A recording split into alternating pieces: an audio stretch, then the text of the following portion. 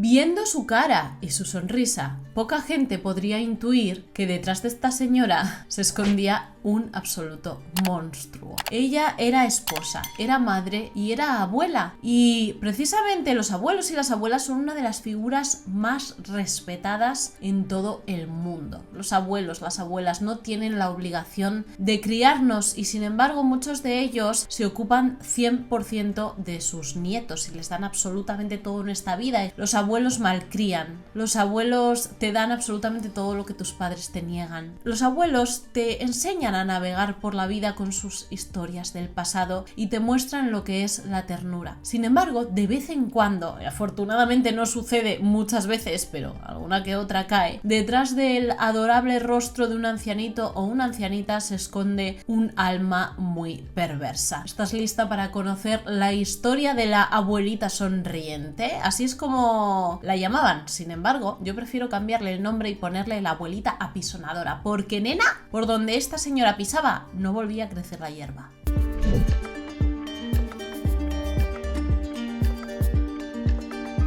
¿Qué tal, mis curiositos? Sin censura. Para conocer por qué Nancy hizo lo que hizo, pues tenemos que irnos muy atrás en el tiempo, hasta su infancia. Ella se llamaba Nancy Hassel, a la que a partir de este momento empezaré a llamar Nani, porque así es como se le conoce en la cultura popular. Ella nació el 4 de noviembre de 1905 en Alabama y era la primogénita de James y Lourdes Hassel, aunque en realidad ella era una hija ilegítima de James, porque Lourdes ya venía embarazada de 5 meses de Nani cuando se casó con James, ¿ok? Ella tuvo una infancia bastante jodidilla, porque el señor James era un padre muy estricto y encima era un fanático religioso. No permitía que sus hijos acudieran a la escuela, decía que eso no valía para nada. Él los tenía trabajando a todos en la granja familiar. Y claro, esto hizo pues que los niños apenas supieran lo básico, o sea, no sabían ni leer ni escribir. Sabían alguna cosilla porque su madre Lourdes, pues cuando el padre no estaba, se esforzaba y les daba alguna pequeña lección, pero muy poca cosa. En 1912, cuando Nani tenía 7 años, hicieron un viaje para ayudar a unos familiares en Alabama. El tren frenó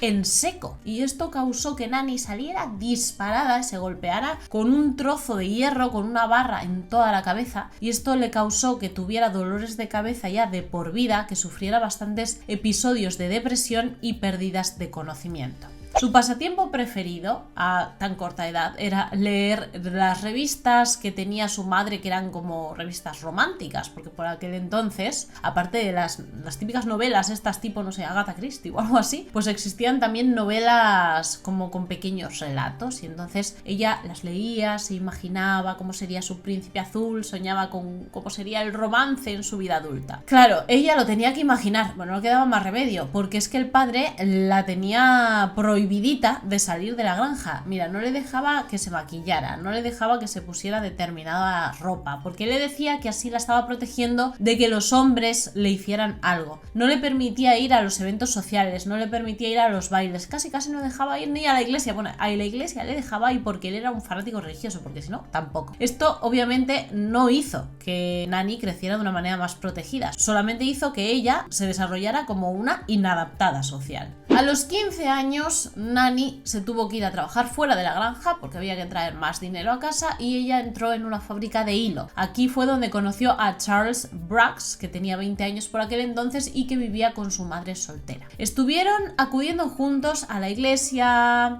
se hicieron amiguitos, tú sabes. Salieron durante 4 meses y el padre de Nani finalmente aceptó que se casara con su hija. Pero la madre de Charles era una señora muy raruna, que tenía a su hijo así como muy castrado, tú sabes. Y entonces se llevó a Charles y a Nani, que se acababan de casar, con ella a otro estado para alejarlos de todo y de todos y tenerlos solo para ella. Pero tanto era la obsesión de esta señora que no permitía que ni siquiera su consuegra, o sea la madre de Nani, fuera a visitar a su hija. Además de esto, no permitía prácticamente que el matrimonio tuviera interacción. Todo el rato rato estaba demandando atención de su hijo y casi pues no podían tener intimidad, tú sabes. A pesar de que no tenían mucho tiempo para pasarlo solos, cuando pillaban algún minutico lo aprovechaban bien, porque mira, entre 1923 y 1927 tuvieron 4 hijas. Sin embargo, Nanny odiaba ser madre. Ella fumaba y bebía porque decía que era la única manera de soportar tener a 4 niñas en la casa, y ambos comenzaron a engañarse y no se dirigían la palabra. Desaparecían juntos durante varios días. Se emborrachaban por ahí y después cada uno se iba por su lado, se ponían los cuernos y luego volvían a casa. Charles decía que es que su mujer y su madre juntas en la casa discutían muchísimo, esto le causaba mucho estrés y él tenía que soltarlo de esta manera. ¿Por qué lo hacía Nanny por su parte? Pues porque decía que si su esposo lo hacía, ella también lo podía hacer. Ya ves tú el percal. En 1927 fallecieron 2 hijas, las 2 del medio. Dijeron las autoridades que por intoxicación alimentaria. Sin embargo, Charles sospechaba de Nanny. Se marchó de la casa llevándose a la primogénita, la mayor, Melvina, y dejando a la recién nacida Florine con su mamá. Pero a pesar de que Charles había advertido y que tenía muchísimo miedo de su esposa y había advertido a las autoridades de lo que era capaz de hacer y les había vertido sus sospechas, ella pudo terminar recuperando la custodia de su hija mayor, de Melvina. Cuando se marchó Charles, su mamá falleció a los pocos días y Nanny se llevó a sus 2 hijas y especialmente a la pequeña, la tenía todo el día con ella porque tenía solamente 4 meses y se la llevaba a la fábrica de algodón porque decía que no tenía con quién dejarla. A la hija mayor, sin embargo, sí que la dejaba solita en casa. A la pequeña, a la bebé, se la llevaba. Y tú estarás diciendo,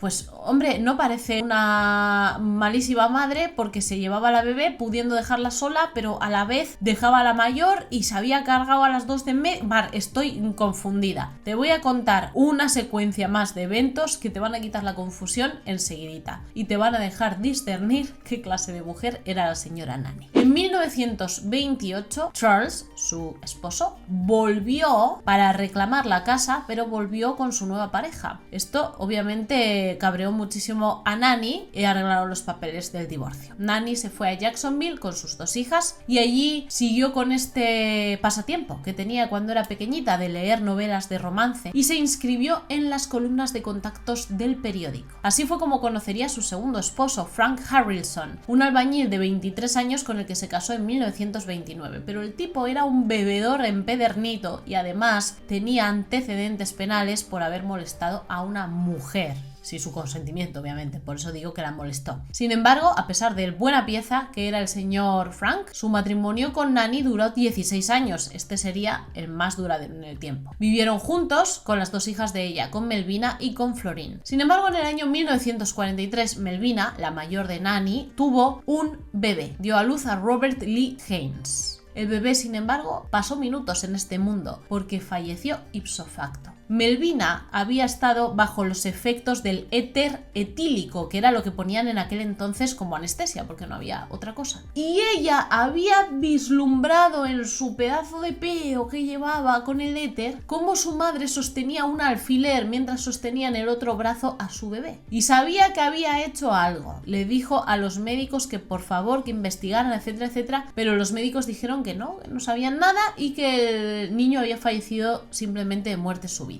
Este fallecimiento de su hijo hizo que Melvina y el padre del bebé empezaran a tener muchas fricciones, muchos conflictos y al final se separaron. Pero Melvina empezó a salir con otro hombre pronto, con un soldado. Este soldado no podía ni ver a Nanny. Se la olía a distancia. Discutió con Melvina porque le dijo que su madre era una mala persona, que sospechaba mucho de ella, que la veía muy raruna, y Melvina cogió sus maletas y se marchó a casa de su padre para ver si podía coger un poco de aire de tanto drama y de tanta cosa. Se fue a visitar a su papá y mientras tanto va a poder contarle todas sus penas porque mira, sospecho de mamá y todo esto. Recordemos que la señora Nanny no era ni muchísimo menos una abuela ni cariñosa ni atenta. De hecho, ella odiaba escuchar llantos, gritos y pues bueno, todas las cosas que hacen los niños, ¿no? Esto la volvía más loca de lo que ya estaba. Y el 7 de julio de 1945, mientras que Melvina se encontraba todavía en la casa de su padre, allí cogiendo un poco de aire para poder poder volver a la dura realidad que tenía en casa de su madre. El hijo que había tenido con el soldado, o sea, un segundo bebé, y al que también le habían puesto de nombre Robert, como el primero, falleció por asfixia. Nanny, ipso facto, o sea, a pocas horas, ya estaba cobrando el seguro de $500 que había hecho sobre la cabeza del niño. ¿Casualidad? No. Corría agosto de 1945 cuando el esposo de Nanny, el señor Frank, regresó de su servicio en la Segunda Guerra Mundial, porque era soldado. Para celebrar que habían derrotado a Japón, se emborrachó. Y cuando llegó a casa, en su superpedo, forzó a Nanny. Ya sabes que tenía antecedentes precisamente por hacerle esto también a otra mujer. Nanny dijo: ok, McKay, esto es lo último que vas a hacer en tu puñetera vida. Agarró una botella de whisky, la llenó con batarratas y se la dio de beber. Y el señor sufrió terriblemente durante toda la noche hasta que a la mañana siguiente abandonó este mundo. Meses después, Nanny ya estaba con sus hijas en otro sitio, en Carolina del Norte, en este caso, donde se había mudado y conoció a otro hombre. Íbamos 3. Arlie Lanning, un viudo con el que se había estado enviando correspondencia, y a los 3 días de conocerse en persona se casaron. Esto era bastante raro a ojos de todo el mundo, lógicamente, pero todavía más raro era el hecho de que Arlie falleciera 2 años después, en 1952, de una insuficiencia cardíaca. Vuelvo y repito, vamos 3. A los pocos días la casa familiar ardió, se redujo a cenizas y Nanny cobró el seguro. Su hermana Dovie la recibió en su casa con los brazos abiertos. Hermana, qué mala suerte tienes, Dios mío, qué mal se porta la vida contigo. Y a los pocos días la hermana falleció también. Vamos a hacer un déjà vu. ¿Casualidad?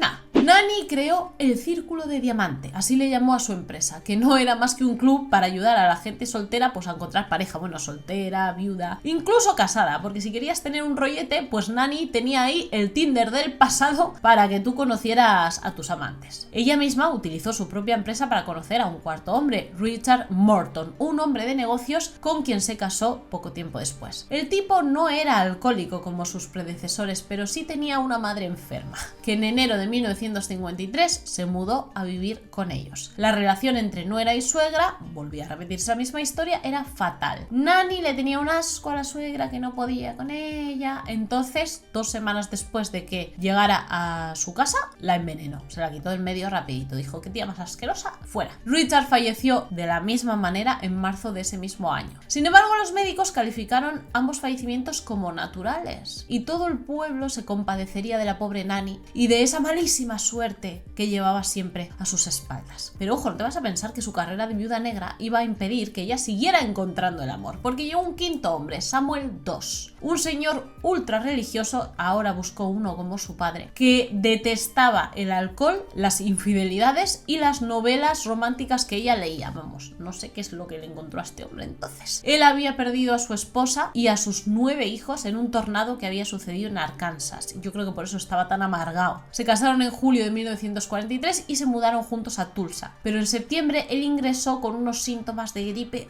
malísimos. Estuvieron tratándolo en el hospital, pero se dieron cuenta de que más que gripe lo que tenía era el sistema digestivo reventadísimo. Estuvo 1 mes y medio ingresado en el hospital y el 5 de octubre por fin lograron darle el alta. En buen momento, porque esa noche que pasó en casa fue todo lo que hizo. A la mañana siguiente había fallecido. Nanny solicitó el cobro del seguro y el hermano del señor Samuel estaba mirando a Nanny con ojos no precisamente golosones, todo lo contrario. Estaba diciendo: esta señora se ha cargado a mi hermano segurísimo. Así que se fue a los médicos a decirles lo que él sospechaba. Los médicos advirtieron a las autoridades y el juez le dijo al médico: ok, hazle la autopsia al señor Samuel, a ver qué pasa, a ver de qué ha fallecido. Cuando le hicieron la autopsia se dieron cuenta de que había en su cuerpo, en su organismo, arsénico en unas cantidades como para cargarse a 40 caballos. En estos momentos Nanny fue detenida. En el interrogatorio ella confesó absolutamente todo lo que hizo. Con su característica sonrisa dijo: me he cargado a Samuel, sí, pero me he cargado también a mis 4 esposos anteriores, me he cargado a 2 de mis hijas, a mi propia hermana, a 2 de mis nietos y a 2 de mis suegras. No sé por qué. La juzgaron solamente por lo que había hecho con Samuel II el 17 de mayo de 1955 a cadena perpetua y no le dieron la silla eléctrica porque era una mujer y en aquellos tiempos a las mujeres no se les daba estas condenas. No le dio tiempo a la mujer, sin embargo, a cumplir mucho tiempo en prisión porque 10 años después de entrar el 2 de junio de 1965,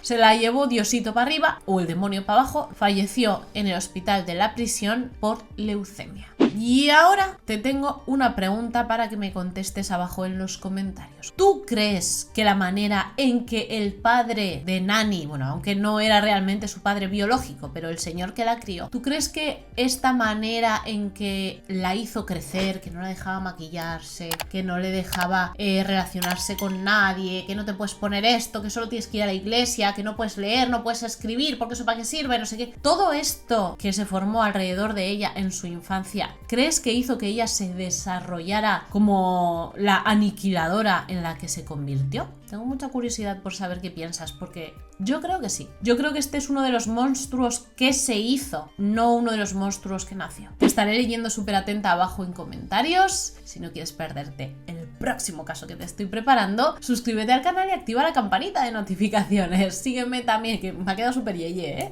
Sígueme también en mi Instagram para que podamos hablar entre vídeo y vídeo. No te pierdas absolutamente nada de mi proceso de adelgazamiento, Curio Fitness, así le llamamos. Y yo te mando un suculento besote donde más te guste para que pienses mucho en mí. Hasta el próximo día. ¡Chao!